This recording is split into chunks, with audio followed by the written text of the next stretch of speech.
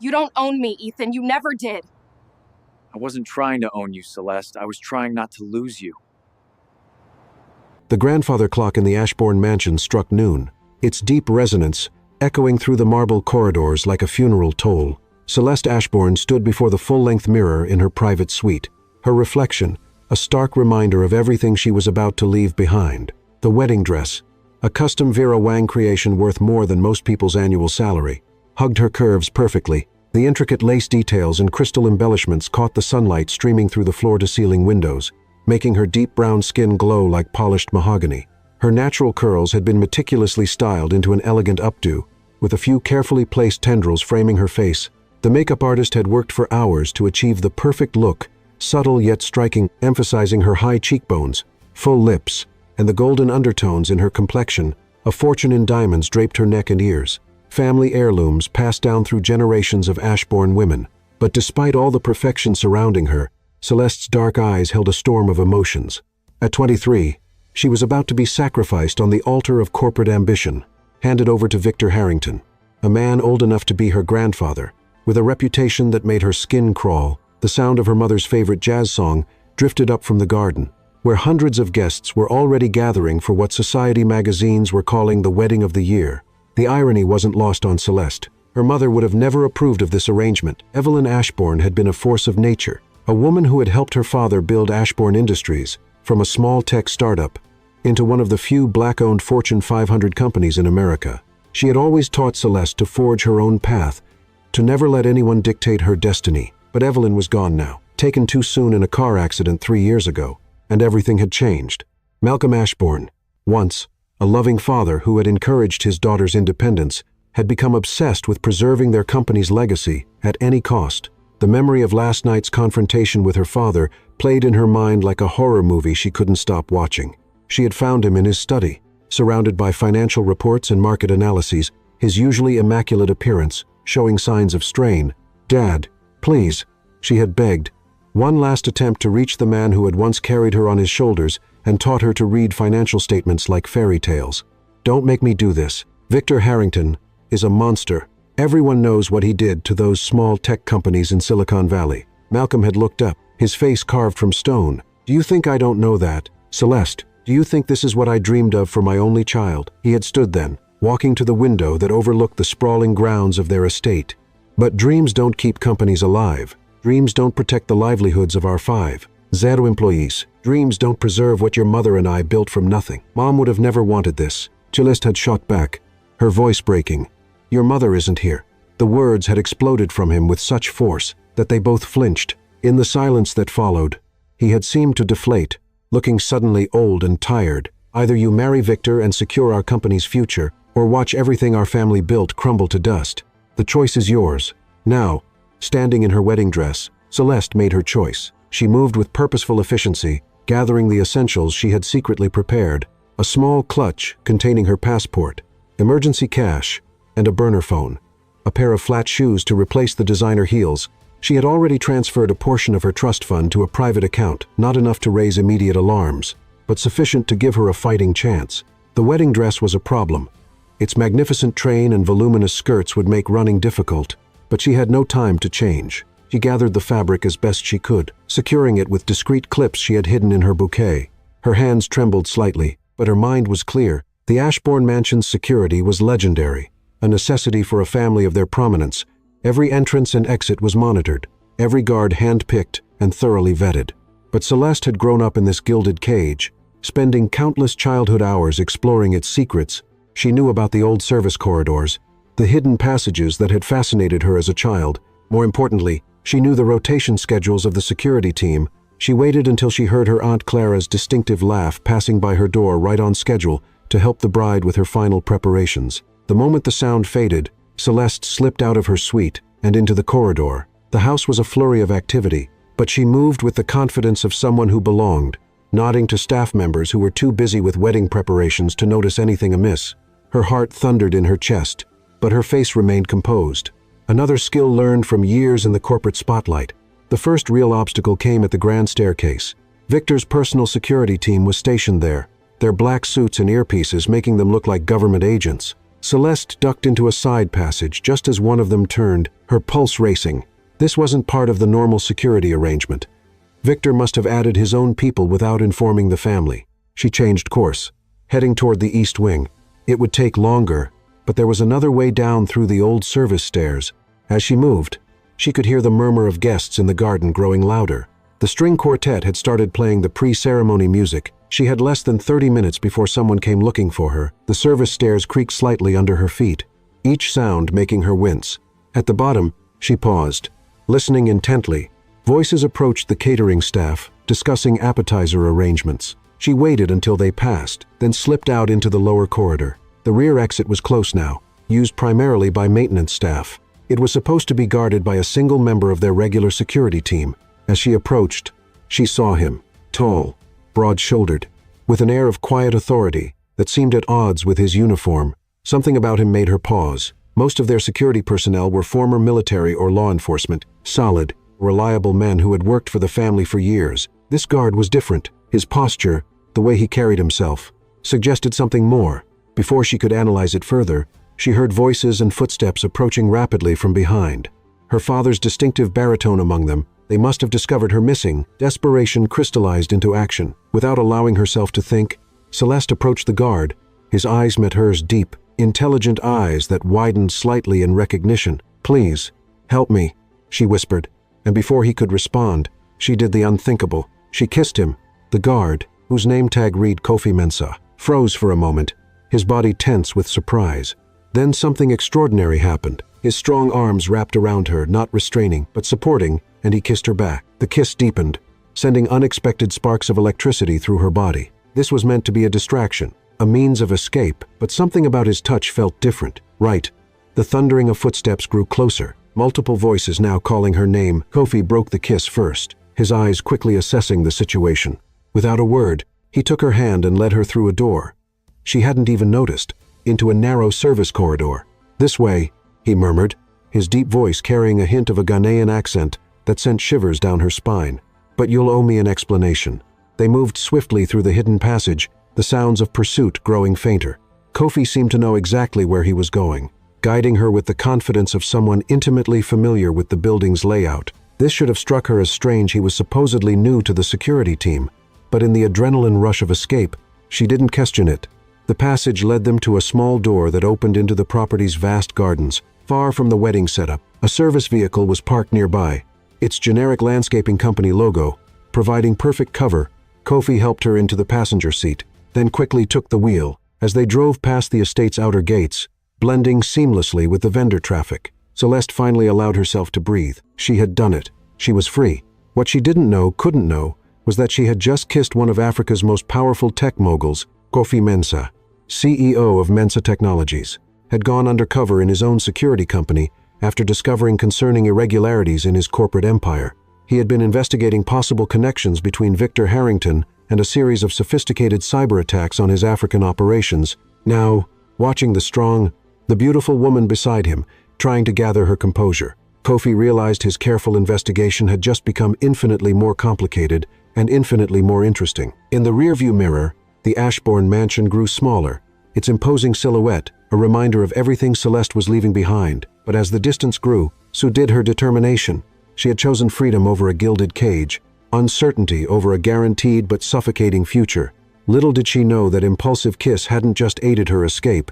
It had set in motion a chain of events that would shake the foundations of two continents' corporate worlds and transform both their lives forever.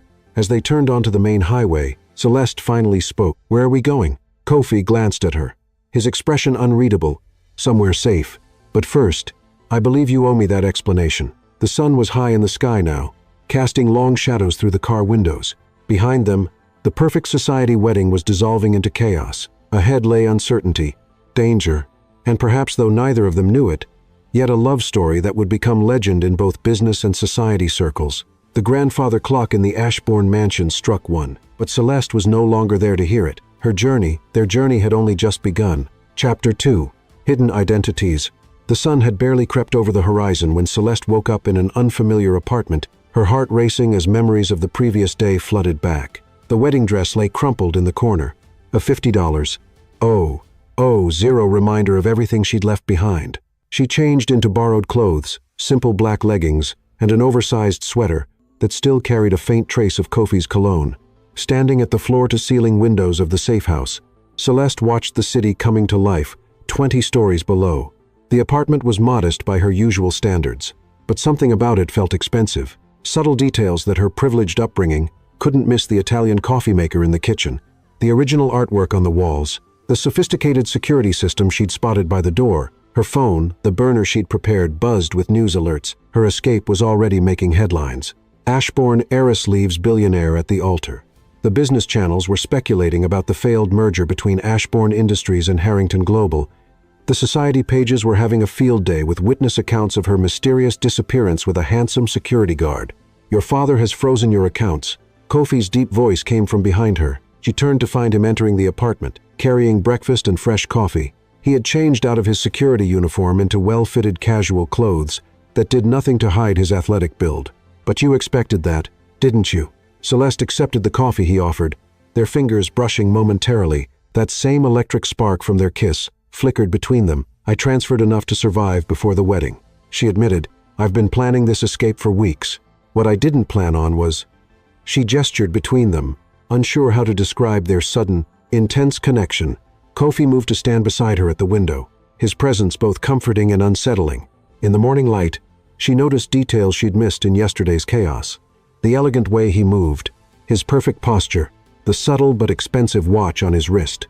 Something about him didn't quite fit the role of a security guard. "Why did you help me?" she asked finally, turning to face him. "You could lose your job. You could be charged with kidnapping." A shadow of something guilt. Concern crossed his face. "Perhaps I have a weakness for beautiful women in distress," he said lightly, but his eyes were serious. "Or perhaps I know more about Victor Harrington than most." Before she could question him further, his phone buzzed.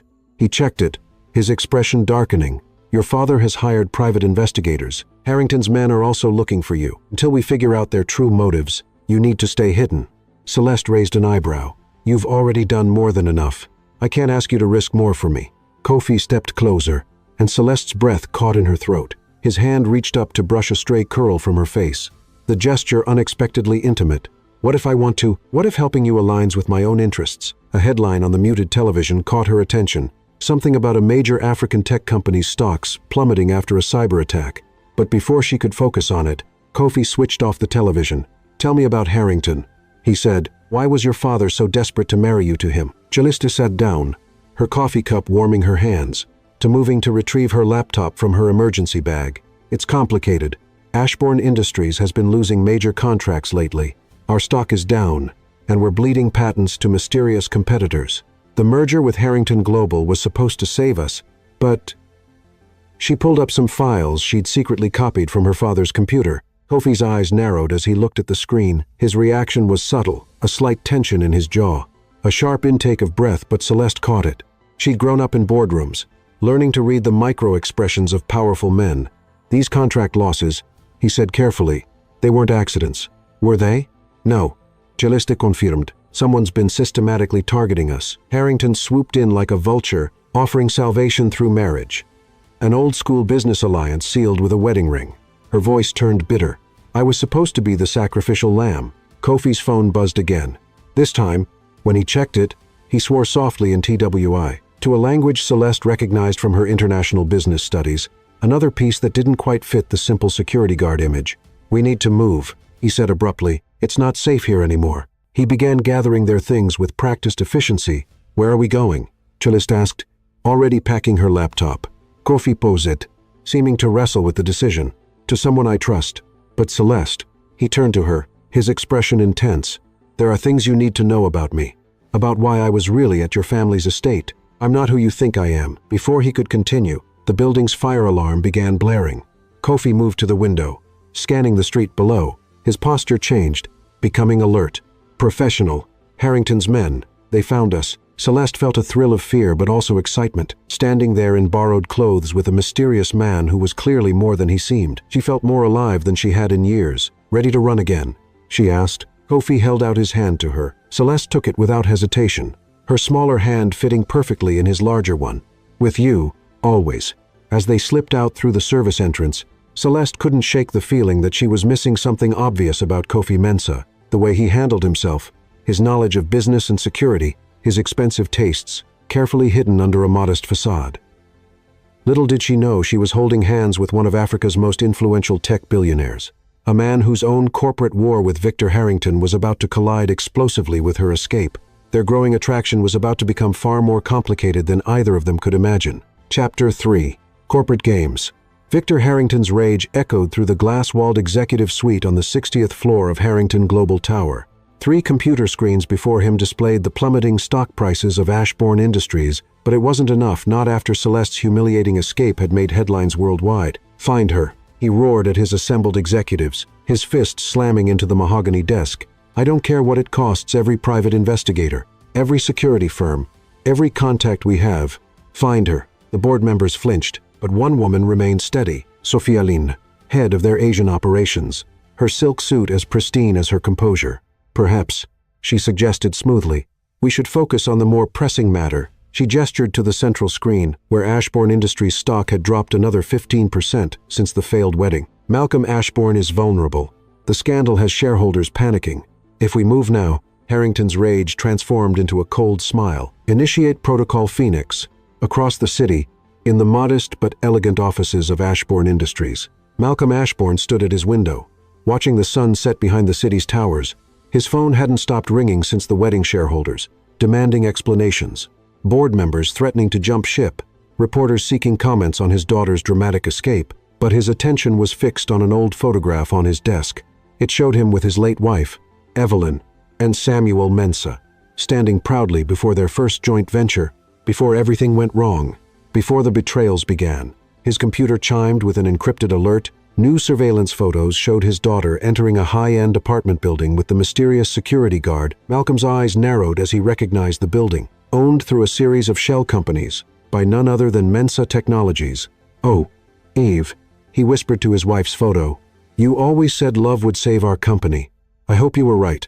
Meanwhile, in their temporary sanctuary, Celeste sat cross-legged on a leather couch, her laptop displaying countless files from Ashbourne Industries servers. She had traded her wedding dress for comfortable clothes, but her mind was as sharp as ever. "Look at this pattern," she called to Kofi, who was securing the perimeter with military precision.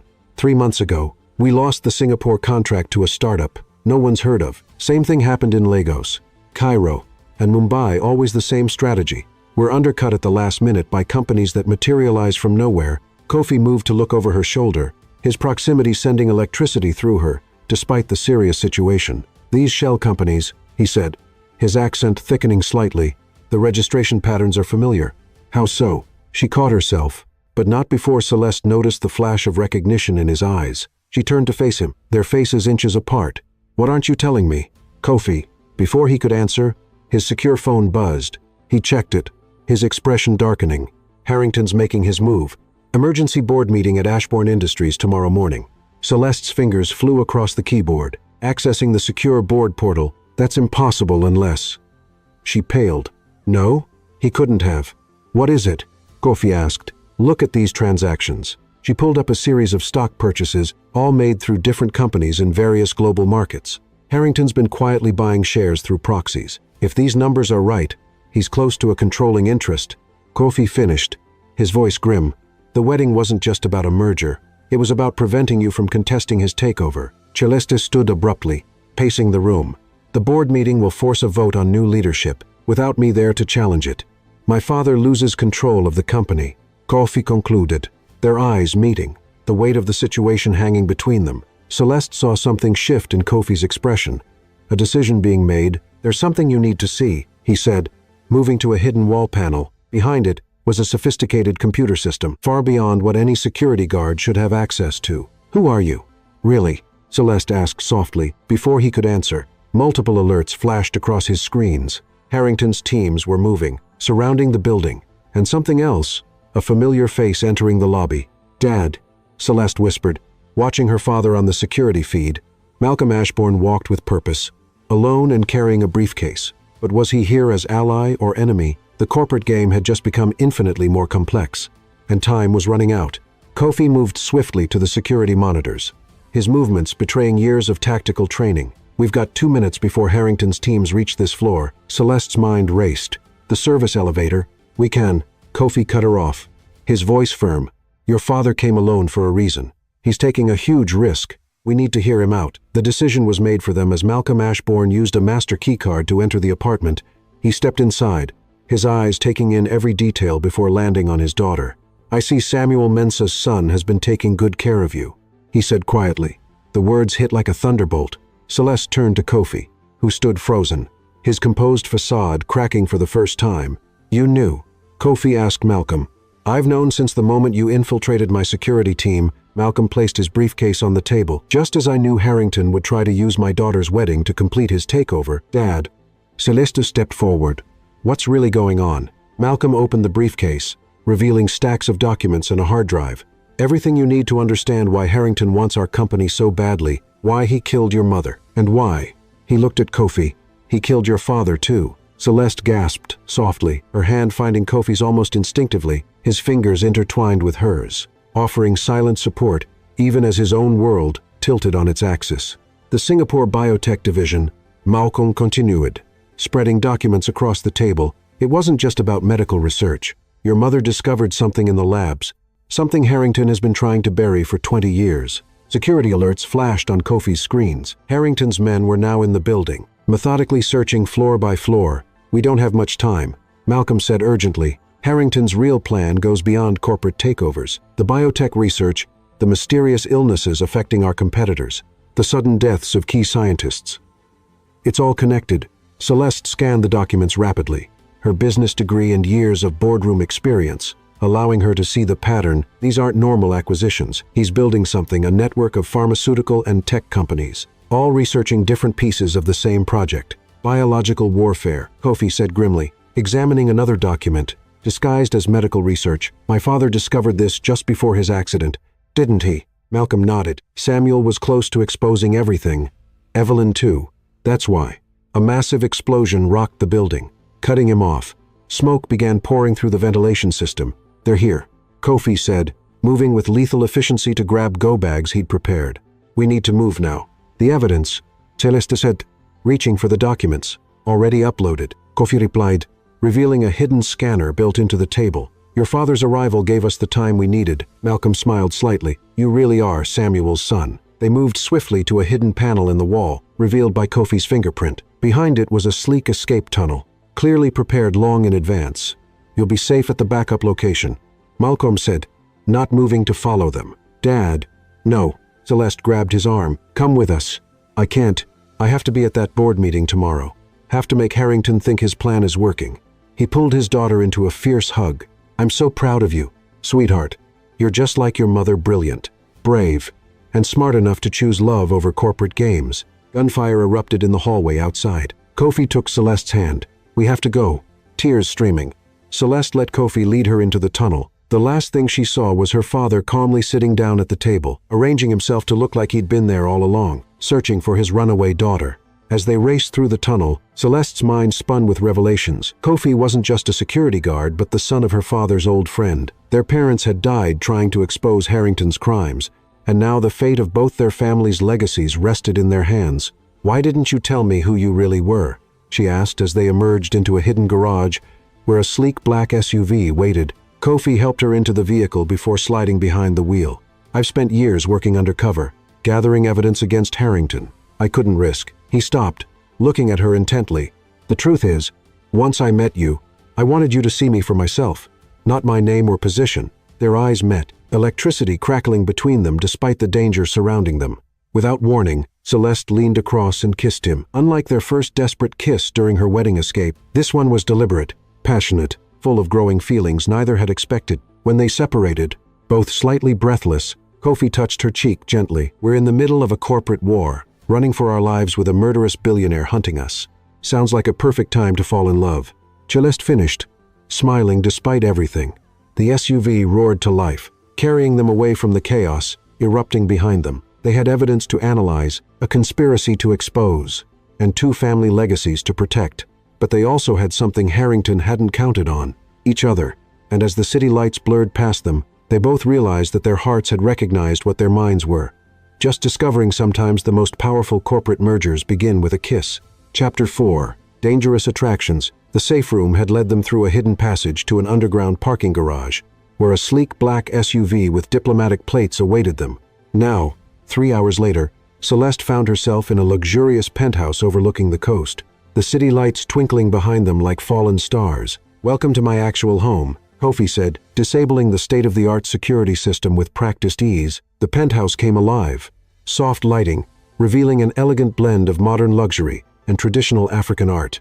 Floor-to-ceiling windows offered a panoramic view of the ocean. While original paintings from prominent African artists adorned the walls, Celeste moved through the space, taking in details that revealed the true nature of her mysterious protector. A wall of awards and honors, many bearing the Mensa Technologies logo. Photos of Kofi with world leaders and tech innovators. Financial magazines with his face on the cover. "How long?" she asked, picking up a Forbes Africa issue, proclaiming him Tech Titan of the Year. "How long have you been investigating Harrington?" Kofi loosened his tie, transforming from the security guard persona into the powerful CEO he truly was. 6 months. When Harrington started targeting your father's company, I recognized the pattern. It was the same strategy he used to destroy my father's business 15 years ago. He moved to a hidden panel in the wall, revealing a private bar. "Drink. Something strong."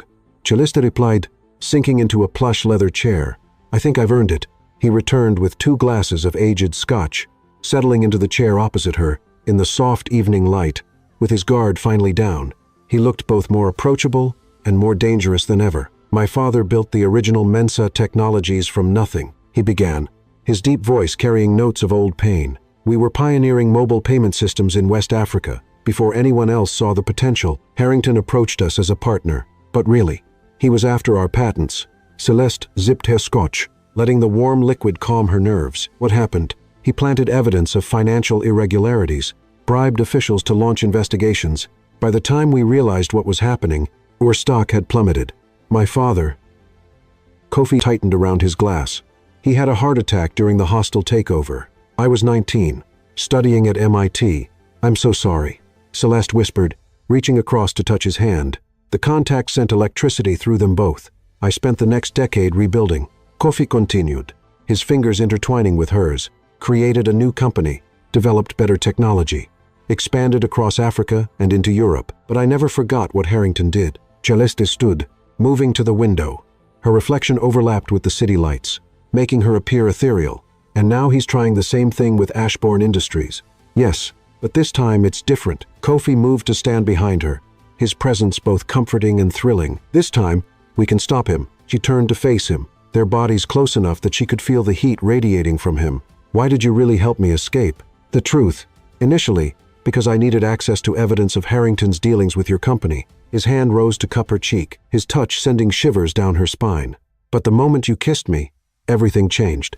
Their eyes locked, the tension between them electric. Celeste's heart raced as Kofi's other hand found her waist, pulling her closer. "We shouldn't," she whispered, even as her body betrayed her words by leaning into his touch. "It's too complicated," he murmured, his accent thickening with emotion.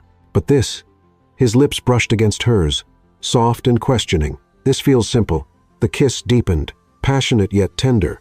All the fear, adrenaline, and attraction of the past 2 days crystallized into this moment. Celeste's hands found their way to his chest, feeling his heart thundering beneath her palms. Kofi kissed her like a man who had found something precious and unexpected, his touch both passionate and reverent. A distant noise broke them apart, the sound of a helicopter passing too close to the building. They both tensed, warrior instincts taking over. "Harrington's?" Celeste asked, already moving away from the windows. Kofi checked his security feeds. "No, just a news chopper, but they're getting closer to finding us." He led her to his home office, a space dominated by multiple screens showing real-time data from around the world. Market tickers, news feeds, and security cameras created a digital command center. "Look at this," he said, pulling up financial records. "Harrington's been buying up small tech companies across Africa and Asia, companies with patents that could compete with both our businesses." Celeste studied the data, her business acumen taking over. "These acquisition patterns, they're not just about market share. He's building something bigger, a monopoly." Kofi confirmed, control over the next generation of financial technology. "With Ashbourne Industries' infrastructure and my company's innovation, he'd be unstoppable." Their shoulders touched as they pored over the evidence. The intimate moment from before, simmering beneath their professional focus, Celeste felt herself falling deeper not just for the man, but for his brilliant mind and passionate drive for justice. "We need to move fast," she said, pulling up her own laptop. "The emergency board meeting is in 10 hours. If Harrington succeeds in forcing my father out, he won't," Kofi assured her, his hand finding the small of her back, "because we have something he doesn't expect." "What's that?" His smile was both tender and fierce. "Us." Together, as if to prove his point, his security system chimed with an alert. One of his agents had discovered crucial information about Harrington's shell companies. They worked through the night, their shared mission, bringing them closer with each passing hour. Occasionally, their hands would brush, or their eyes would meet, and the spark between them would flare, hot enough to burn. Dawn found them surrounded by evidence of Harrington's crimes, their bodies tired, but minds racing with possibilities. They had a plan, dangerous and bold, but possible. Celeste watched the sunrise paint Kofi's strong profile in gold, and knew with sudden clarity that she was falling in love with him, not with the security guard she'd kissed to escape her wedding or the billionaire CEO who'd hidden his identity, but with the complex, passionate man who was both and neither. The world outside was hunting them. Corporate empires were at stake, and danger lurked in every shadow. But here, in this moment, she felt more alive than ever before. Little did they know, forces were already in motion that would test not just their growing love, but everything they thought they knew about loyalty, betrayal, and the true nature of power. Chapter 5. Shadows of the Past. The gold-tinged light of dawn was just beginning to streak across the penthouse windows when Celeste discovered the photograph. She had been searching through Kofi's home office for more evidence against Harrington, her fingers trailing over leather-bound books and sophisticated technology. When she knocked over a small wooden box, it fell open, spilling its contents across the polished desk. Among the scattered papers was a weathered photograph that made her heart stop. The image showed two men standing proudly in front of a sleek office building, their arms around each other's shoulders, brilliant smiles on their faces. One was clearly a younger version of her father, Malcolm Ashbourne. The other man, with Kofi's same commanding presence and warm eyes, must have been his father. That was taken in Accra 20 years ago. Kofi's deep voice came from behind her. He moved into the office, his presence filling the space with an energy that made her skin tingle. He had showered and changed into a perfectly tailored charcoal suit that transformed him from the security guard she'd first met into every inch the powerful CEO he truly was. The day they signed their first partnership agreement, Celeste traced the photograph with trembling fingers. "My father never told me about this." Kofi moved closer, his cologne, an expensive blend of sandalwood, and something uniquely him enveloping her. "I imagine there's a lot he never told you about those days." He reached past her to pick up another photo that had fallen from the box. This one showed a teenage boy proudly holding a trophy, flanked by both men from the first photo. "This was my first robotics competition win. Your father was there." He and my father were more than business partners by then. They were true friends. Celeste studied the image of young Kofi, seeing the same determination in his eyes that she recognized in the man beside her now. What happened? Why didn't they go through with the partnership? Kofi's jaw tightened, a muscle flickering beneath his skin. He moved to the wall of windows, staring out at the city coming alive below them. Victor Harrington happened. He turned back to her, his expression darkening with old pain. It was all arranged. Mensa Technologies would provide the innovative payment systems, and Ashbourne Industries would handle the infrastructure and American market penetration. Together, we would have revolutionized global financial technology. But 2 weeks before the final contracts were to be signed, Harrington made his move. Celeste moved to stand beside him, close enough to feel the heat radiating from his body, but not quite touching. What did he do? He leaked falsified documents to the financial press, suggesting that my father had been embezzling funds and bribing officials.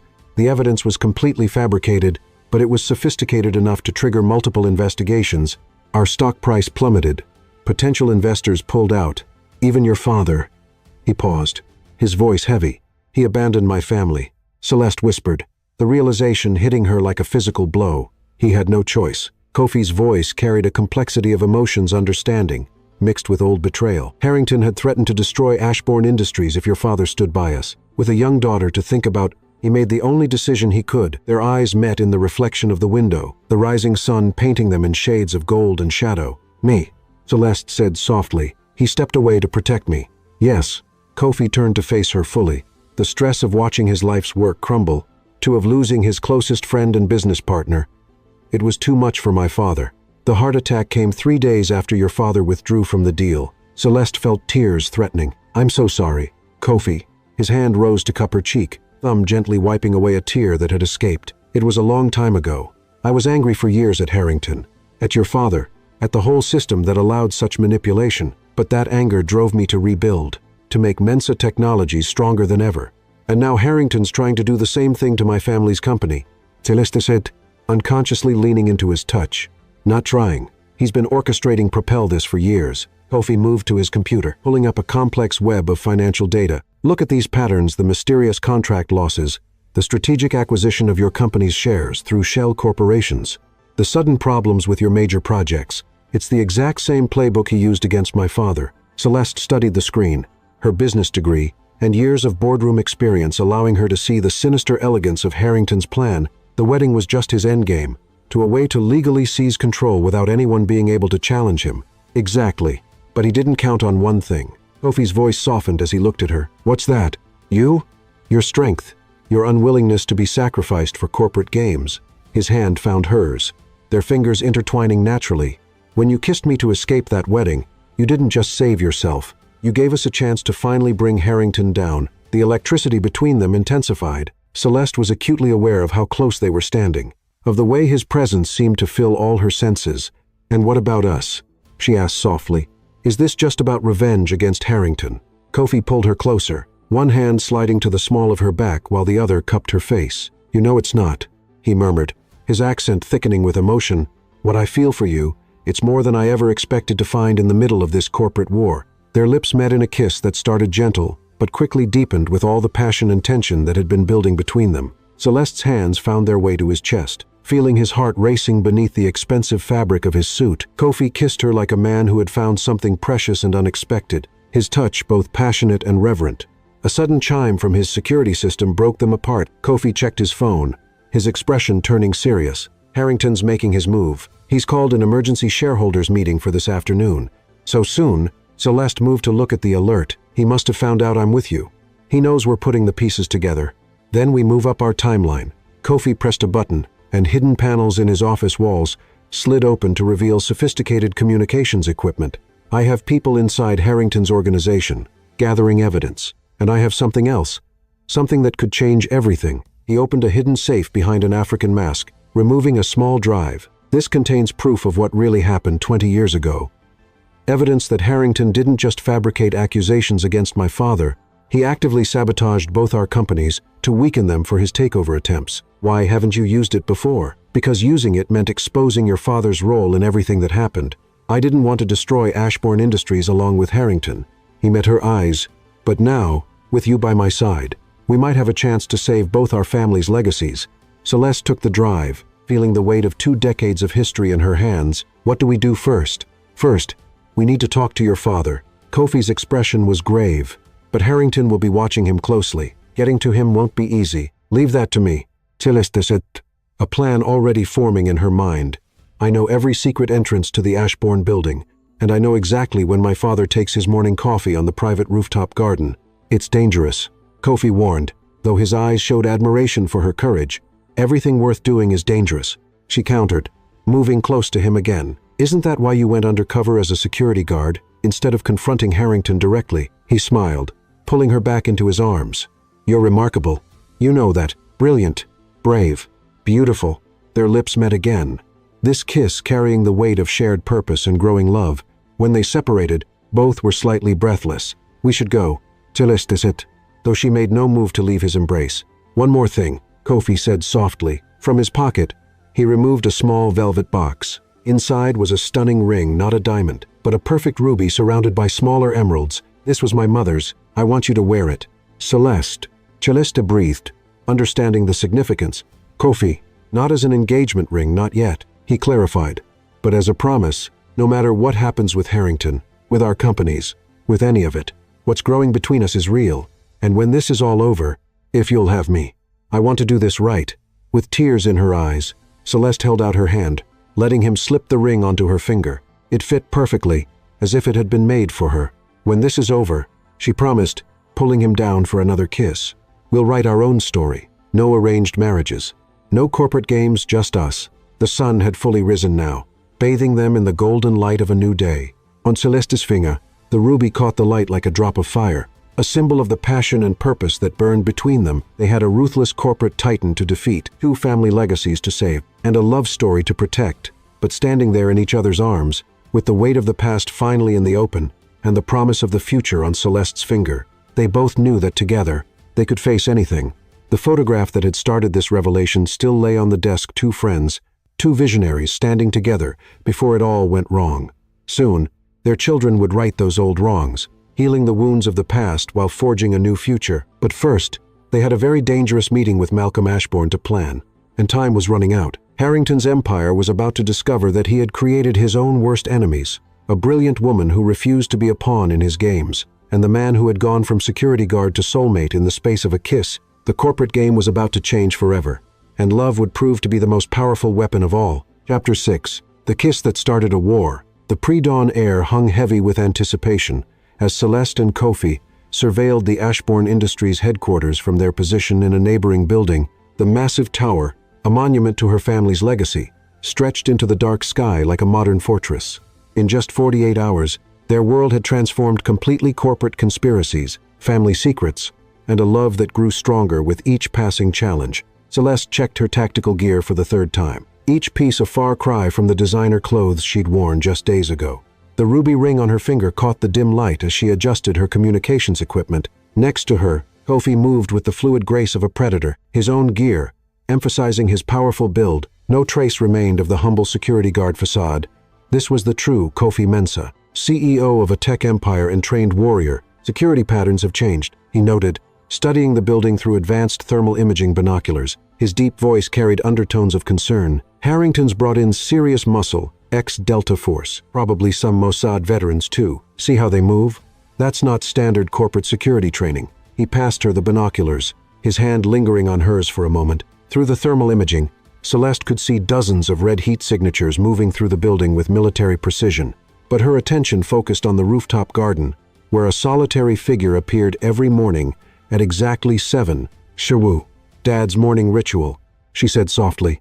He started it after Mom dyed coffee in her garden. Watching the sunrise, said it helped him feel closer to her. Her voice caught slightly.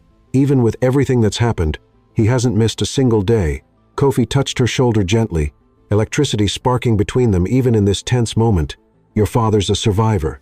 Like you. That's why Harrington hasn't been able to break him. Even after all these years, Celeste turned to face him, taking in the features that had become so dear to her in such a short time. When did you first suspect about our parents' connection? There were hints, he admitted, his accent thickening slightly, as it did when he spoke from the heart. The way your father reacted when I infiltrated his security team, he seemed almost satisfied, like he'd been waiting for me. But I was so focused on gathering evidence against Harrington, I missed the bigger picture. His hand moved to cup her face, thumb brushing her cheek. Until you kissed me. That moment it changed everything. Suddenly, the mission, the corporate war, none of it mattered as much as protecting you. Celeste leaned into his touch, her heart racing despite the danger surrounding them. Some CEO you are, she teased softly, letting a kiss derail your carefully planned operation. His smile was both fierce and tender. Best corporate takeover I've ever been involved in. The moment was interrupted by movement on their surveillance feeds. Harrington's men were changing shifts, creating a brief window in their coverage. It was time. They moved like shadows through the city's awakening streets, using service alleys and maintenance tunnels that Celeste had mapped during her childhood explorations. Each was armed with both traditional weapons and cutting-edge tech from Kofi's company's sleek devices that could hack security systems or provide instant digital camouflage. The first real challenge came at the service entrance. 2 of Harrington's elite guards stood watch, their weapons concealed but visible to trained eyes. These weren't the usual operatives. Their posture and awareness screamed, Special Forces training. Remember the ventilation shaft, Celeste whispered, leading Kofi to a hidden access panel behind a dumpster. Dad had it modified years ago when Mom was developing her hybrid roses. She needed precise temperature control, so they installed a separate system just for the garden. Your mother, Kofi said as they navigated the narrow shaft. She was more than just a brilliant botanist, wasn't she? She was a genius at everything she touched. Celeste confirmed, pride mixing with old grief. The roses were her cover, a way to work on her real research without Harrington suspecting. Each new hybrid contained encrypted data in its genetic code. They emerged into the small irrigation control room adjacent to the rooftop garden. Through the glass doors, They could see Evelyn Ashbourne's legacy, a stunning rooftop oasis, 90 stories above Manhattan. Black roses, her signature creation, bloomed among more traditional varieties, their unique petals containing secrets worth killing for. And there, right on schedule, was Malcolm Ashbourne. He sat at his usual table, the city spread out before him like a glittering carpet. Steam rose from his coffee cup as he read the morning's financial reports. He looked older than Celeste remembered, the weight of recent events evident in the new lines on his face. "Wait." Kofi grabbed her arm as she moved to step out. His entire body had tensed, warrior instinct, screaming, warning, something's wrong. That's when they heard it, the distinctive sound of multiple safeties being clicked off. From behind planters and garden features, armed men emerged like deadly flowers blooming, and stepping out from behind a massive topiary, his silver hair gleaming in the morning sun, was Victor Harrington himself. Right on time, Harrington's voice carried across the garden, smooth as aged whiskey and twice as toxic. "I must say, you two have led us on quite a chase. The runaway bride and the undercover CEO, it's almost Shakespearean." Malcolm hadn't moved, hadn't even looked up from his papers. The perfect picture of corporate indifference. "Daddy," Celeste's voice cracked with disbelief. Finally, Malcolm raised his head. His eyes met his daughter's through the glass, and in them, she saw something that chilled her to the bone, resignation mixed with... Was that a flicker of satisfaction? "I'm sorry, sweetheart," he said softly, "but some debts can never be repaid." Harrington's men moved with practiced efficiency to surround the irrigation room. Through the glass, Celeste counted at least 15 operators, all armed with military-grade weapons. Her mind raced through possible escape routes, but each seemed more impossible than the last. Kofi pulled her close, his body shielding her instinctively. "Do you trust me?" he whispered, his lips barely moving. She looked up at him, this man who had gone from stranger to soulmate in the space of a stolen kiss. In his eyes, she saw not fear but fierce determination, and something deeper love that had grown stronger with each shared danger. "With my life," she answered. His smile was predatory. "Then let's show them what happens when you corner two CEOs' kids who have everything to fight for." What happened next would be talked about in corporate circles for years to come. Kofi activated a device on his tactical belt, and suddenly, the garden's entire irrigation system erupted, not with water, but with a dense, sophisticated smokescreen they'd prepared in advance. Simultaneously, all the electronic locks in the building engaged, trapping Harrington's men in their current positions. Evelyn's override codes still work, Celeste said with grim satisfaction as her fingers flew over the irrigation control panel. Mom always did think 3 steps ahead. Through the chaos, they could hear Harrington shouting orders, his perfect composure finally cracking. But it was Malcolm's voice that made them pause. "The final proof is in the black roses," he called out, his voice carrying clearly despite the chaos. "Everything you need, the formulas, the account numbers, the names of everyone involved. Your mother hid it all in their genetic sequence." Right under Harrington's nose. The roses. Celeste breathed, understanding dawning. They weren't just her passion project, they were her insurance policy. Kofi finished, already moving to the nearest black rose plant with a specialized scanner. Each hybrid variety containing different pieces of evidence. Brilliant. Before Harrington's men could breach the sealed doors, Celeste had already begun transmitting data from the garden's environmental monitoring system to Kofi's secure servers. Years of secret research and evidence, hidden in plain sight among Evelyn's beloved flowers. Clever Evelyn, Harrington snarled, realizing too late what was happening. Always one step ahead, even from the grave, but dead women tell no tales, do they? Malcolm, just like dear Samuel Mensah, his words were cut off by the distinctive sound of helicopter rotors. Through the smoke, multiple tactical teams rappelled onto the roof, Kofi's private security force, arriving exactly on schedule. "You didn't think I'd come back, ascertain," his voice carrying that quiet authority that had first drawn Celeste to him. "I learned from my father's mistake. Harrington, never face a snake without having cut off all its escape routes first." The fight that followed was swift and decisive. Harrington's men, though skilled, found themselves outmatched by Kofi's elite team. Years of planning, training, and preparation came to fruition in a symphony of precise tactical maneuvers. As alarms blared throughout the building, Celeste fought her way to her father, her training with Kofi proving invaluable as she disabled 2 of Harrington's men using advanced martial arts techniques.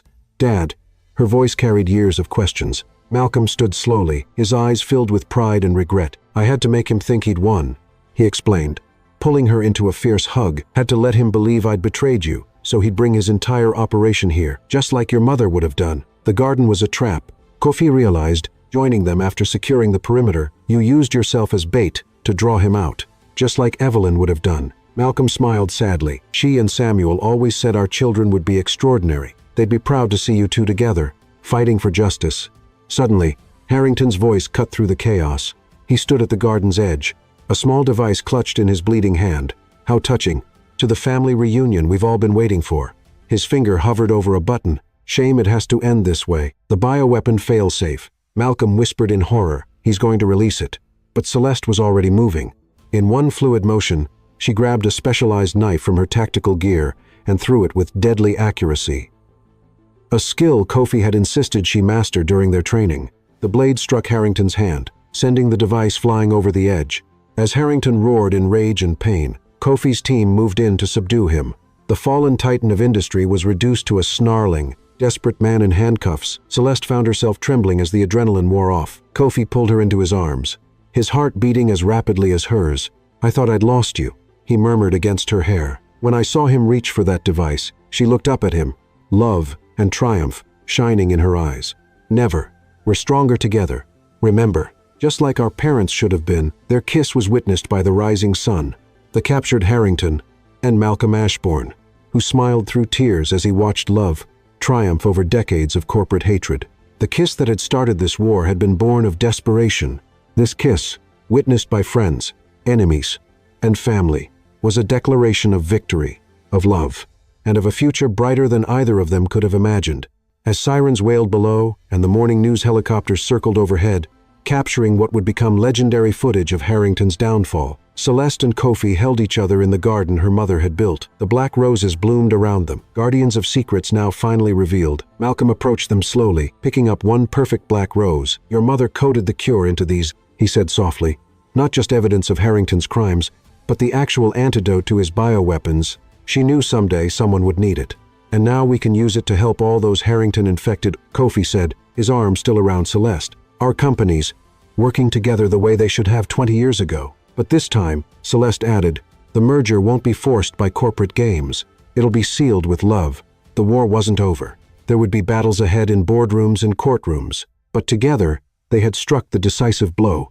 Love, they had proven, was the most powerful weapon in any corporate arsenal." And as the sun rose fully over Manhattan, painting the garden in shades of gold and promise, they knew that somewhere, Evelyn and Samuel were smiling at the future their children had fought to create, a future built not on fear and control, but on the strongest foundation of all, love that had bloomed from a single desperate kiss. Chapter 7. Truth and Consequences. The aftermath of the rooftop confrontation left no time for celebration.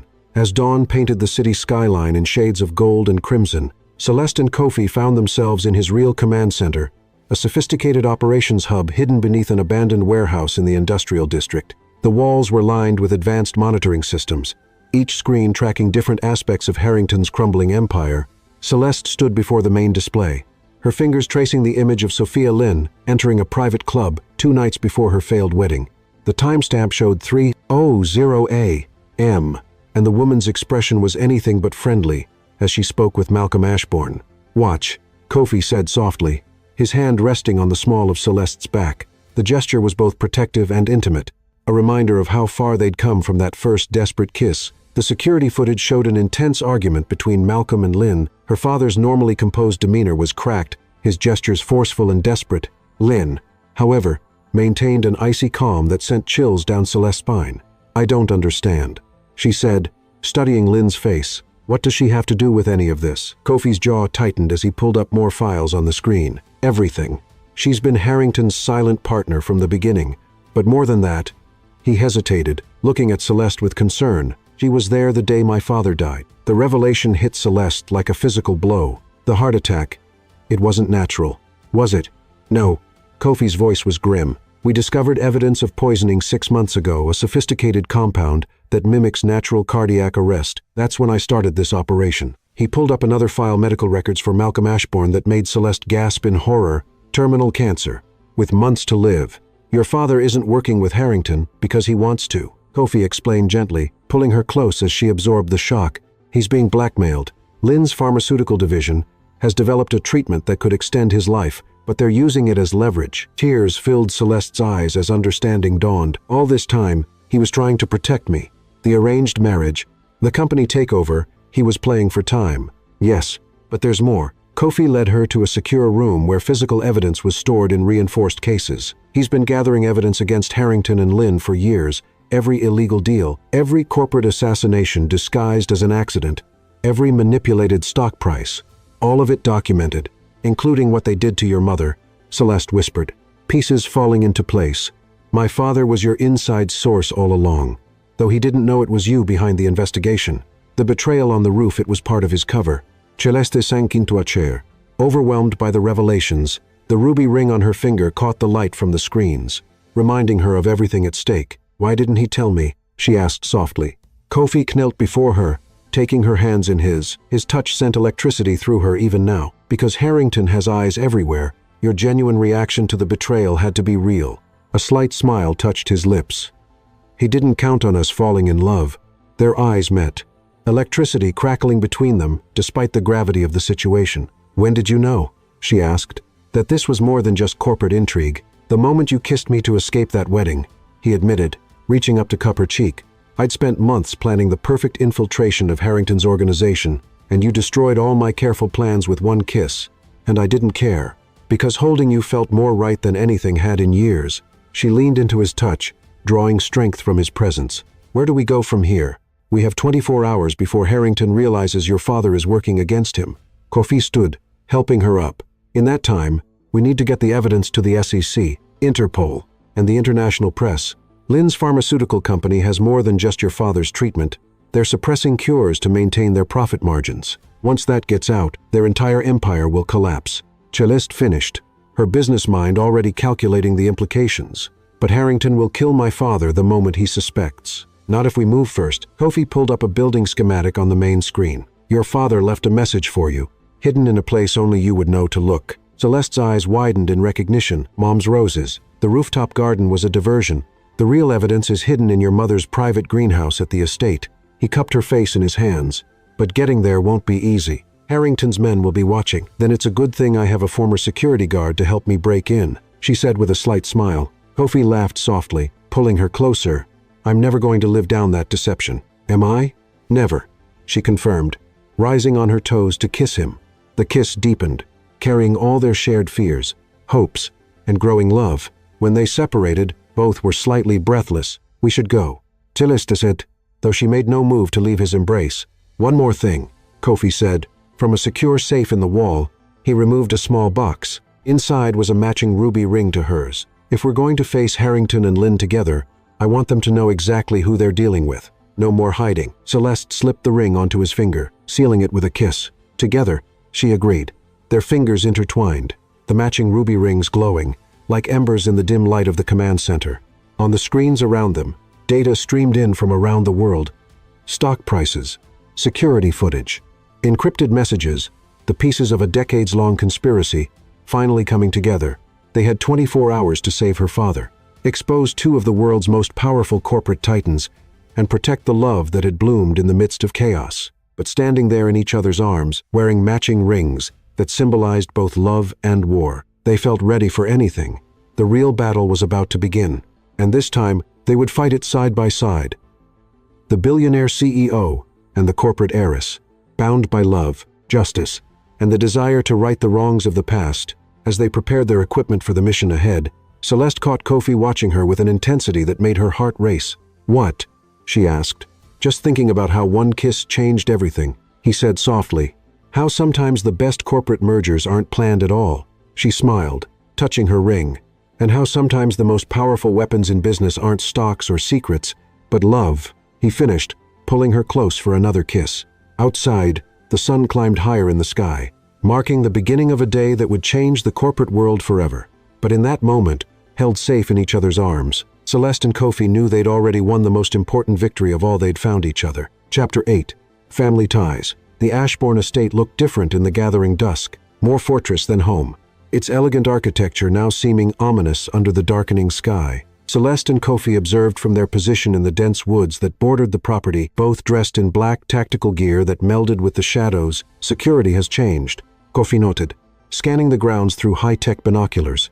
They've added infrared sensors along the perimeter, motion detectors every 20 feet. His voice carried a note of professional admiration. Harrington's not taking any chances. Celeste studied the mansion she'd grown up in, her hand unconsciously finding the ruby ring on her finger. The greenhouse is on the east side, behind the rose gardens. Mom designed it herself. It's completely self-contained, with its own water and power systems. And you're sure about the location of the evidence? Kofi asked. A bittersweet smile crossed her face. The day before she died, Mom showed me a hidden compartment in the greenhouse. She said if anything ever happened to her or Dad, I should look there. Her voice caught slightly. I never understood why until now. Kofi lowered his binoculars, turning to look at her. Even in tactical gear, she was breathtaking strength and vulnerability, perfectly balanced in her beautiful features. He reached out to cup her cheek, his thumb brushing away a tear she hadn't realized had fallen. Your mother was trying to protect you, he said softly. Just like your father is now. I know. She leaned into his touch, drawing strength from his presence. It's just all these years. I thought I knew my family's story. Now I'm learning it was all more complicated than I ever imagined. Life usually is. He smiled, the expression warming his normally serious features. I certainly never imagined that going undercover as a security guard would lead me to you. Their eyes met, the electricity crackling between them despite the danger of their situation. Celeste rose up on her toes, pressing a soft kiss to his lips. For luck, she whispered. The moment was interrupted by a vibration from Kofi's secure phone. He checked it, his expression growing serious. Lynn's people are moving. She's called an emergency board meeting for her pharmaceutical company tomorrow morning. She's going to announce the cancer treatment. Celeste realized. Force my father's hand, which means we have less time than we thought. Kofi quickly checked his equipment. Harrington will make his move against Ashbourne Industries as soon as Lynn goes public. We need that evidence tonight. They move through the woods like shadows. Using the cover of darkness and Kofi's advanced tech to avoid the security patrols, Celeste led them to a section of the wall partially hidden by thick ivy, a secret entrance she'd discovered as a child. The ivy is fake, she explained, pulling aside the carefully crafted artificial plants to reveal a narrow door. Mom had it installed when she was redesigning the gardens. Said every proper English manor should have a secret passage. Inside the grounds, they encountered their first real challenge. Two of Harrington's men guarded the path to the greenhouse, their weapons visible under expensive suits. These aren't regular security, Kofi whispered, studying their movements. Private military contractors, probably ex-special forces. There's another way, Celeste said. Through the koi pond. She led them to an ornamental pool where exotic fish swam lazily beneath floating water lilies. At the bottom, barely visible in the dim light, was a maintenance tunnel, part of the complex irrigation system that fed the greenhouse. They slipped into the cool water, using specialized breathing apparatus from Kofi's gear to swim through the underwater passage. Celeste tried not to think about how much her current situation differed from just days ago, when her biggest concern had been which designer would make her wedding dress. The tunnel emerged inside the greenhouse's circulation system. They pulled themselves out of the water, dripping from their tactical gear onto the concrete floor. Your mother thought of everything, Kofi said admiringly as they moved through the greenhouse's lower level. She was brilliant. Celeste agreed. Everyone saw the socialite who threw amazing parties, but she was the real business genius behind Ashbourne Industries' early success. They climbed to the main level of the greenhouse, where rare plants from around the world thrived in the carefully maintained environment. At the center was Evelyn Ashbourne's pride and joy, a collection of black roses she'd spent years developing. The compartment is under here, Celeste said, moving to a particular planter. Her fingers found a hidden catch, and a panel slid open with a soft click. Inside was a weathered leather briefcase, its surface etched with her mother's initials, EA. It was never about the companies. Was it? Celeste said softly, running her fingers over the initials. Mom was investigating Lynn and Harrington even back then. Your mother suspected what they were really doing with the pharmaceutical division. Kofi confirmed. That's why they arranged her accident. The words hung heavy in the humid air of the greenhouse. Celeste's hands trembled slightly as she opened the briefcase, revealing stacks of documents, hard drives, and a handwritten letter addressed to her. Before she could read it, Kofi's head snapped up. We've got company. Voices approached from outside, multiple sets of footsteps moving with professional precision. The door to the greenhouse opened, and light flooded in. Well? Sophia Lynn's cold voice cut through the humid air. I must say, you've both exceeded expectations. She stepped into the greenhouse, elegant, even at this late hour, in a perfectly tailored suit. Behind her, armed men moved to surround them.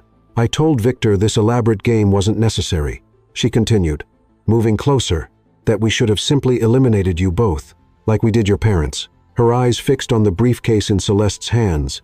Evelyn was so close to exposing us. Now her daughter will join her. You really love to monologue, don't you? Celeste's voice was steady despite her racing heart. Mom always said that was your weakness. You need everyone to know how clever you are. Lynn's perfectly composed expression flickered with anger. Amusing. But I'm not the one surrounded and outgunned.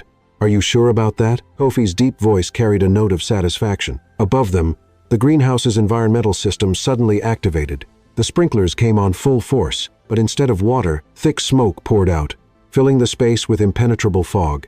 In the chaos that followed, several things happened at once. The armed men opened fire, their bullets shattering glass and destroying priceless plants. Kofi moved with lethal efficiency, his special forces training evident as he engaged the nearest threats. And Celeste, her mother's briefcase clutched tight, threw herself behind a planter as she activated the emergency protocols her mother had built into the greenhouse's systems. The lights went out, plunging everything into darkness except for the eerie glow of emergency strips along the floor. You can't escape. Lynn's voice carried over the chaos. Even if you get out of here, Harrington has your father. It's over. No, Celeste said softly, reaching for Kofi's hand in the darkness. It's just beginning. Their fingers intertwined, the matching ruby rings catching the faint light like drops of blood. Together, they moved through the smoke and shadows, their steps sure, despite the madness around them. Above them, the glass ceiling of the greenhouse shattered as Kofi's backup team repelled in. The tide of battle turned swiftly, Lynn's men finding themselves outmaneuvered and surrounded, but Lynn herself had vanished in the chaos, leaving behind only her mocking laughter and a much more immediate threat. The sound of helicopters approaching, carrying Harrington's private army. Time to go, Kofi said, pulling Celeste toward a hidden exit. My team will handle them. Wait. Celeste stopped, turning back to her mother's beloved roses. From among the black blooms, she plucked a single perfect flower, something to remember her by. They escaped into the night, just as Harrington's helicopters appeared over the estate, their searchlights cutting through the darkness like angry eyes. Behind them, the greenhouse erupted in gunfire and explosions, Evelyn Ashbourne's botanical sanctuary becoming a battlefield. But they had what they came for, the briefcase full of evidence, and, more importantly, each other. As they raced through the darkness toward their escape vehicle, Celeste clutched both the briefcase and the black rose, symbols of her parents' legacy and her own destiny. The war was far from over. Harrington still held her father. Lynn was still free to continue her deadly pharmaceutical games. But for the first time, Celeste felt truly ready to fight back, because now she knew the truth about her mother's death. Now she had proof of Lynn and Harrington's crimes. And most importantly, she had Kofi beside her, the man who had gone from stranger to soulmate in the space of a stolen kiss. As they sped away from the estate, Celeste finally opened her mother's letter, its pages illuminated by the dawn breaking on the horizon. What she read would change everything, not just for her and Kofi, but for the entire corporate world. The game was about to change, and love would prove to be the most powerful weapon of all. Chapter 9. The storm breaks. Dawn was breaking over the city as Celeste and Kofi arrived at their new safe house, a luxurious penthouse in an unmarked building, owned by one of his shell corporations. Still damp from their escape through the greenhouse, still running on adrenaline, they secured the perimeter before finally allowing themselves to breathe. Celeste sat at a sleek glass disc, her mother's black rose placed carefully in a crystal vase beside her. The briefcase lay open before her, Evelyn Ashbourne's letter trembling slightly in her hands as she began to read aloud. My dearest Celeste, if you're reading this, then everything I feared has come to pass. Lynn and Harrington have made their move, and your father has been forced to play their game. But there's something they don't know, something I discovered just before my accident. Lynn's pharmaceutical division isn't just suppressing cures, they're creating diseases. The cancer your father is fighting, it's not natural. They infected him during a board meeting in Singapore 3 years ago, right after I threatened to expose their operation, but I was ready for them. The evidence in this briefcase isn't just about corporate crimes, it's about biological warfare disguised as medical research. And there's more. The black roses you're protecting, their genetic sequence, contains the key to undoing everything Lynn has created. That's why I spent years developing them. They're not just flowers, they're the cure. Celeste's voice broke as she looked at the perfect black bloom beside her. Kofi moved behind her, his hands gently massaging her shoulders as she continued reading. There's one more thing you need to know. By now, you've probably met Samuel Mensah's son. Your father and I always hoped you two would find each other naturally, not through some corporate arrangement. The love Samuel and I shared was more than just a business partnership, and it got us both killed. But if you're reading this with Kofi by your side, then maybe our dream of uniting our families through love, rather than business, will come true after all. The letter fell from Celeste's trembling fingers. She turned to look up at Kofi, seeing the same shock in his eyes. "You knew," she whispered. He shook his head, pulling her up into his arms. "I knew our parents were close. But this changes everything." "They were in love," Celeste said softly, understanding dawning. "Your father and my mother, that's why Harrington targeted them first. Their love made them too powerful, too likely to expose the truth. And now history is repeating itself." Kofi murmured, his thumb brushing over the ruby ring on her finger. "But this time, we're ready for them."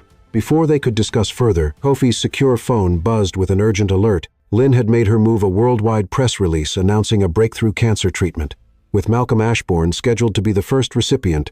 "It's a trap," Celeste said, studying the announcement. "They're going to use the public announcement to force Dad to sign over his shares. Once they have control of both companies, they can bury the evidence of their bioweapon program forever."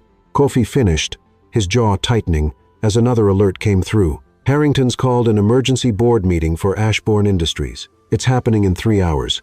Celeste's mind raced with possibilities. "The Black Rose, if it really contains the cure, my labs can analyze it," Kofi said, "but we need time. Then we'll have to create some." Celeste stood, determination replacing shock. "Lynn wants to play games with the media. Let's give them a real story." She outlined her plan, audacious, dangerous, and just crazy enough to work. Kofi listened, his admiration growing with each detail. "It's risky," he said when she finished. "If we're wrong about any of this, then we'll face it together." She stepped closer, her hands sliding up his chest. "That's what our parents couldn't do.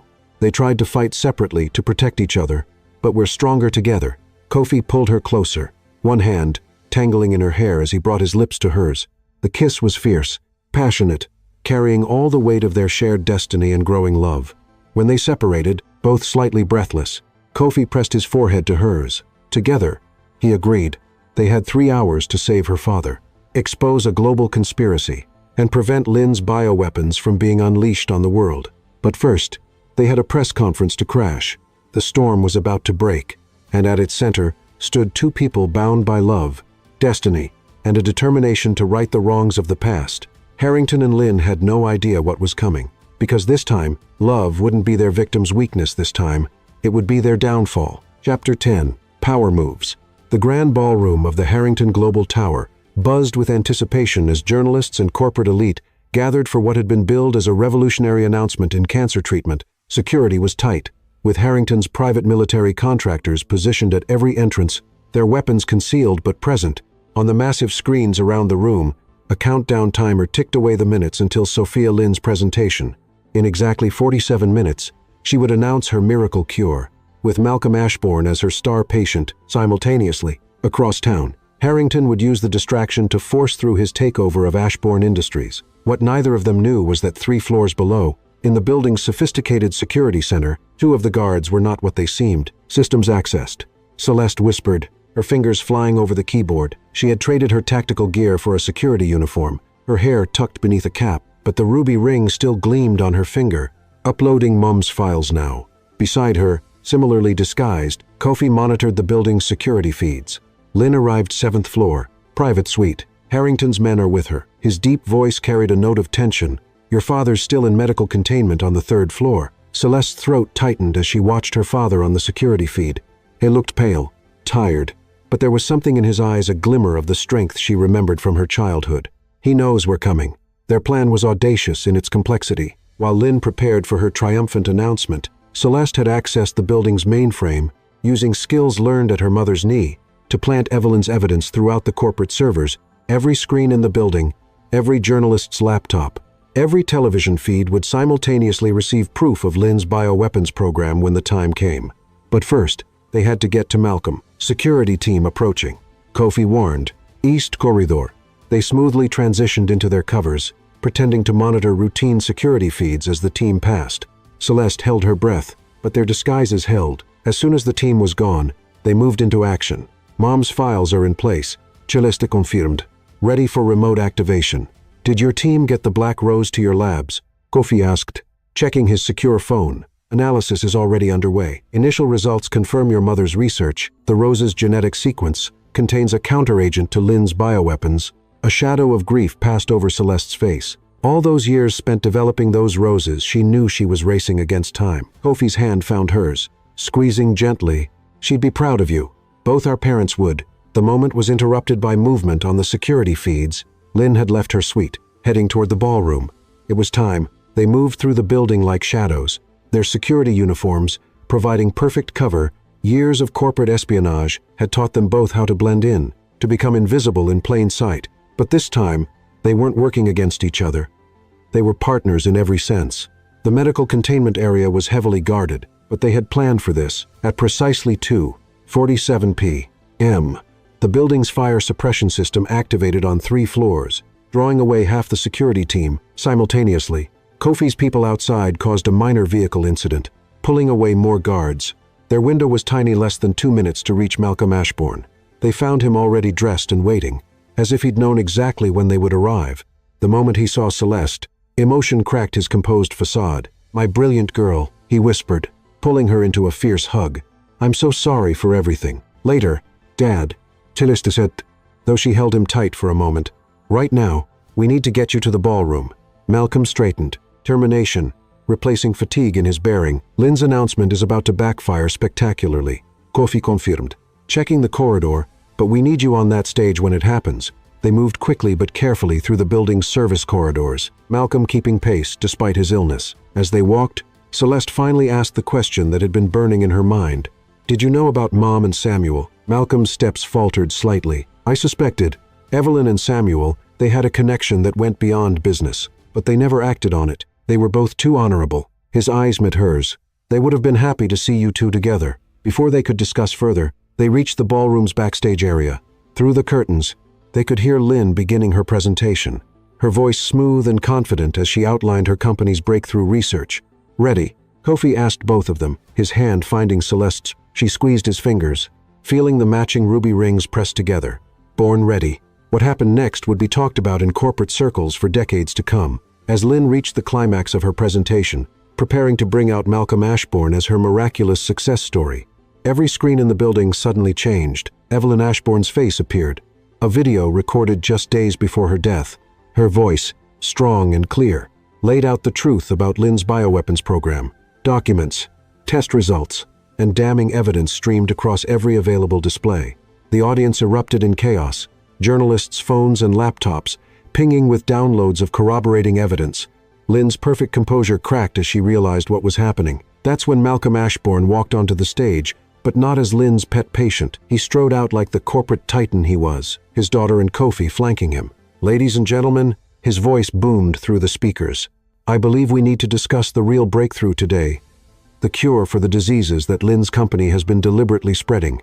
Security teams moved to intervene, but Kofi's people had already replaced key personnel. Lynn found herself trapped on her own stage, as years of carefully hidden crimes were exposed to the world. "It's over, Sophia," Celeste said, stepping forward. In her hand was a single black rose. "Mom left us everything we needed to bring you down. The cure, the evidence, all of it." Lynn's mask finally cracked completely. "You have no idea what you're doing," she snarled.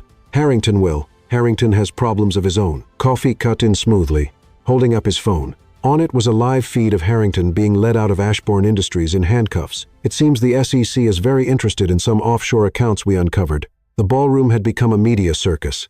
Cameras flashing as security led Lynn away. Her perfect plan, years in the making, had crumbled in minutes. But there was one more surprise waiting. As medical teams rushed to examine Malcolm, preliminary tests revealed something shocking. His cancer was already beginning to respond to treatment. The Black Rose's genetic sequence, combined with cutting-edge medical technology, was working. In the chaos that followed, Celeste found herself in Kofi's arms, their foreheads pressed together as the world exploded around them. "I love you," she whispered, saying the words for the first time, not because our parents wished it, or because of any corporate alliance, just because you're you. His kiss was answer enough, passionate and tender all at once. When they separated, both slightly breathless, he smiled. "I love you too. Now, shall we finish saving our companies?" Celeste looked around the ballroom at her father, already looking stronger as proper treatment began. At Lynn being led away in handcuffs. At the media capturing every moment of corporate history being made. Together, she agreed, the ruby ring glowing like fire on her finger. The storm had broken, and in its wake, A new era of corporate leadership was dawning, but more importantly, a love story that had begun with a desperate kiss was blossoming into something powerful enough to change the world. The next few hours would be crucial, consolidating their victory, protecting their evidence, ensuring Lynn and Harrington faced justice. But for now, they stood together, stronger for all they'd overcome, ready to write the next chapter of their story. Above them, on the massive screens, Evelyn Ashbourne's final message played out, her voice a benediction over the chaos. Love, my darling daughter, is the most powerful force in any boardroom. Never forget that. And Celeste, safe in Kofi's arms, with her father smiling proudly nearby, knew that she never would. Chapter 11. Love and War. The aftermath of Lynn's arrest should have been their moment of triumph. Instead, 24 hours after their dramatic confrontation in the Harrington Global Tower, Celeste found herself racing through the rain-slicked streets of the financial district, her heart pounding with fear. He's gone dark. Kofi's voice crackled through her earpiece. All surveillance lost. Last known location was the old Ashbourne warehouse by the river. Her father had vanished just hours after receiving the enhanced treatment derived from Evelyn's black roses. The cancer was in retreat, his strength returning.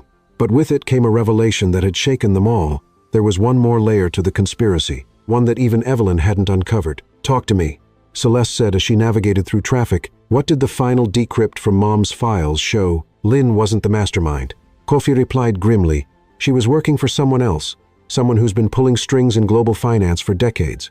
Your father recognized the signature protocol in the bioweapons coding. It matched projects he worked on 30 years ago at a classified research facility. Project Nightshade, Celeste whispered, remembering the files they'd discovered hidden deep in her mother's evidence. But that would mean, yes. Kofi's voice was heavy, the person behind everything, the one who ordered both our parents' deaths, who engineered this entire corporate war, is your father's old mentor, Edward Thornton. The name hit Celeste like a physical blow. Thornton had been like a grandfather to her, the distinguished gentleman who'd given her her first stock portfolio on her 10th birthday. He'd been at every major family event, had helped guide Ashbourne Industries through its early days. He's been watching us this whole time. She realized, her mind racing. Lynn, Harrington, they were just his puppets. Exactly. And now that they've failed him. The sound of rapid typing came through her earpiece as Kofi coordinated his security teams. Thornton's going to try to finish what he started. Your father must have gone to confront him. Lightning split the sky as Celeste pulled up to the abandoned warehouse complex. The old Ashbourne Industries research facility had been officially closed for years, but she could see lights moving inside the main building. I'm here, she said, checking her phone, where the tracking app showed Kofi's position. How far out are you? 10 minutes, Celeste. Wait for me. Thornton is dangerous. He's not just a corporate raider.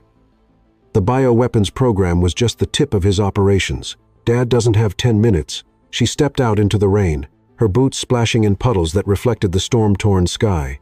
I'm going in. The warehouse was a maze of old research labs and abandoned equipment. Celeste moved carefully through the shadows, grateful for the tactical training Kofi had insisted on during their days in hiding. The ruby ring on her finger caught occasional glimpses of lightning through broken windows, reminding her of everything at stake. Voices echoed from the main research floor, her father's and another, older voice that made her blood run cold. You should have stayed retired. Malcolm, Thornton was saying, his cultured tones carrying clearly. Enjoyed your remaining time with that miracle. Cure your wife left behind. Instead, you had to keep digging. It was you. Malcolm's voice was heavy with betrayal. All those years, watching my family, pretending to be our mentor, our friend, while you plotted to steal everything we built. Thornton laughed. I gave you the foundation for everything you have. Your early patents, your key contracts all came through my connections. And then you and Evelyn had to develop a conscience. I started asking questions about where the technology really came from, who was really funding the research. Celeste crept closer, using old equipment as cover. She could see them now, her father standing straight and proud, despite his recent illness, facing the elegant figure of Edward Thornton. But Thornton wasn't alone. Armed men in tactical gear surrounded him, weapons trained on Malcolm. Evelyn discovered what you really were. Malcolm said, that's why you had her killed. My dear boy, I gave Evelyn every chance to look the other way, just as I gave Samuel Mensah the same choice. The bioweapons program was too valuable to risk exposure. The pharmaceutical patents alone are worth billions. And the people you've infected, the lives you've destroyed, testing your weapons. Thornton spread his hands in a gesture of false regret. Acceptable losses in the pursuit of progress. Just as your death will be written off as a tragic relapse, he nodded to his men. who raised their weapons. But before they could fire, Celeste stepped out of the shadows. "Enough," she said, her voice steady despite the fear coursing through her. "It's over. Thornton's eyes narrowed, but his smile was chilling. "Celeste, my dear, I always knew you'd be trouble. Just like your mother." He gestured to his men. "Take her." But Celeste wasn't alone. The sound of boots hitting the ground echoed through the warehouse as Kofi and his tactical team burst through the skylights, rappelling down with military precision. "You underestimated us," Kofi said, his voice calm but lethal as he positioned himself between Celeste and Thornton's men. "That was your first mistake." The fight was swift and brutal. Kofi's team, trained for exactly this kind of operation, neutralized Thornton's guards with ruthless efficiency. Celeste moved to her father's side, shielding him as the chaos unfolded. Thornton, realizing his defeat, tried to flee, but Kofi was faster. In moments, the older man was subdued, his hands bound, his empire crumbling around him. "Dad," Celeste said, helping Malcolm to his feet. "Why didn't you tell me?" Malcolm's eyes were filled with regret. "I wanted to protect you, Celeste. Thornton had me watched every moment. I had to make him believe I was broken, that I'd given up. But I knew you and Kofi would find the truth." Kofi joined them, his expression softening as he looked at Celeste. "We have everything we need to expose Thornton, his offshore accounts, his bioweapons contracts, his connections to global governments. It's all in the files your mother left." Thornton laughed bitterly from where he knelt. "You think this ends with me? The system I built is bigger than one man. You'll never stop it." "Maybe not," Celeste said, her voice fierce, "but we'll damn well try. For Mom, for Samuel, for everyone you've hurt." As Kofi's team secured Thornton and his men, Celeste and Malcolm shared a long, emotional embrace. "I'm so proud of you," Malcolm whispered. "You're everything your mother and I dreamed you'd be." The rain had stopped by the time they emerged from the warehouse. Thornton in custody and the evidence secured. The city skyline glittered under the clearing sky, a symbol of the new beginning they'd fought for. Celeste took Kofi's hand, their ruby rings glinting in the dawn light. "We did it," she said softly. Kofi pulled her close, his lips brushing her forehead. "We're just getting started." Chapter 12. Empire of Love. 1 year later, the Ashbourne estate gardens had never looked more beautiful. Thousands of twinkling lights transformed the grounds into a fairy tale setting, with Evelyn's black roses woven through elegant archways. The same place where Celeste had fled her arranged marriage now hosted a very different celebration, a wedding born of love, not corporate obligation. Celeste stood before her mother's favorite mirror, this time wearing a gown of her own choosing. The ivory silk seemed to float around her, accented with delicate black rose petals that matched the flowers in her bouquet. The ruby ring on her finger, now accompanied by a stunning engagement ring, glowed like an ember in the soft light. "Mom would have loved this," Malcolm said from the doorway. His cancer was in full remission, thanks to Evelyn's cure, which had now helped thousands of others affected by Thornton's bioweapons. He looked strong and happy, more like the father she remembered from her childhood. "She's here." Celeste smiled, touching the locket around her neck that contained a pressed black rose petal. "So is Samuel." The past year had transformed both families' empires. After Thornton's arrest, Celeste and Kofi had merged Ashbourne Industries and Mensa Technologies through a genuine partnership, not a forced takeover. Their combined company now led the world in medical research and technological innovation, with Evelyn's cures freely available to all who needed them. A soft knock at the door revealed Clara, Celeste's aunt, dabbing at her eyes. "It's time, darling, and wait until you see what your groom has done with the garden." Celeste's heart fluttered as she took her father's arm. The walk through the mansion was different this time. No fear, no desperation, just pure joy and anticipation. As the doors to the garden opened, she gasped. Kofi had transformed the space into a magical blend of African and Western traditions. Hundreds of guests stood as the music began a beautiful fusion of classical orchestra and traditional African drums, but Celeste hardly noticed them. Her eyes were fixed on Kofi, standing beneath an arch of black roses. He wore a perfectly tailored tuxedo, accented with traditional Ghanaian kente cloth, looking every inch the powerful CEO who had stolen her heart with a kiss. Their eyes met, and the world seemed to stop. In his gaze was everything: love, pride, partnership, and a future brighter than either could have imagined. Malcolm kissed her cheek as they reached the altar. "Your mother once told me that true love was the most powerful force in any boardroom," he whispered. She was right. The ceremony blended their cultures and families beautifully. When they exchanged rings, the ruby rings now joined by wedding bands, their hands were steady, but their eyes were bright with tears of joy. 1 year ago, Kofi said in his vows, his deep voice carrying across the hushed garden. A desperate bride kissed a security guard to escape an arranged marriage. Little did she know that guard was just as trapped in corporate games as she was. But that kiss... He smiled. Squeezing her hands, that kiss changed everything. It gave us both the courage to fight for something real. Celeste's voice shook slightly as she responded, I thought I was kissing a stranger that day, but my heart knew better. It knew I was kissing my future, my partner, my soulmate. Together, we faced corporate wars, family secrets, and near-death experiences. But more importantly, together, we've built something beautiful. A story that would make our parents proud. The reception was a joyous celebration that lasted well into the night. The global business elite mingled with Kofi's family from Ghana, while journalists discreetly covered what they were calling the merger of the century. But the real story wasn't about business at all.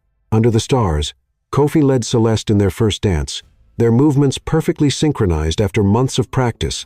Happy, he murmured against her ear. Beyond happy, she replied, tilting her face up for a kiss. Though I do miss that security guard uniform sometimes, he laughed, spinning her under the twinkling lights. I'll wear it for our anniversary. Later, they snuck away to Evelyn's greenhouse, now restored to its former glory. The black roses bloomed year-round, their unique genetics continuing to provide healing to those in need. Look, Celeste pointed to two new plants growing together, their stems intertwined. One bore Evelyn's signature black blooms. The other produced flowers in a deep, rich gold, a new variety Kofi's labs had developed in honor of his father. Just like us, Kofi said softly, pulling her close, two different flowers, growing stronger together. The greenhouse's glass walls reflected the celebration continuing in the garden. But here, in this peaceful space surrounded by their parents' legacy, they shared a moment of quiet joy. Ready to change the world?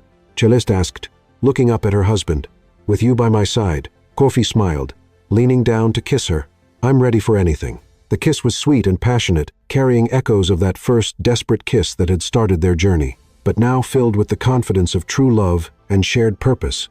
Their story would be told for generations, the security guard who was really a CEO, the runaway bride who became a corporate warrior, and the love that transformed two business empires into a force for good in the world. But more importantly, it was their story, one that began with a stolen kiss and ended with a love powerful enough to heal the wounds of the past and build a better future. As they rejoined their celebration, the black and gold roses continued to bloom in the greenhouse, to a living testament to the truth they had discovered, that in business, as in life, love truly was the greatest power of all.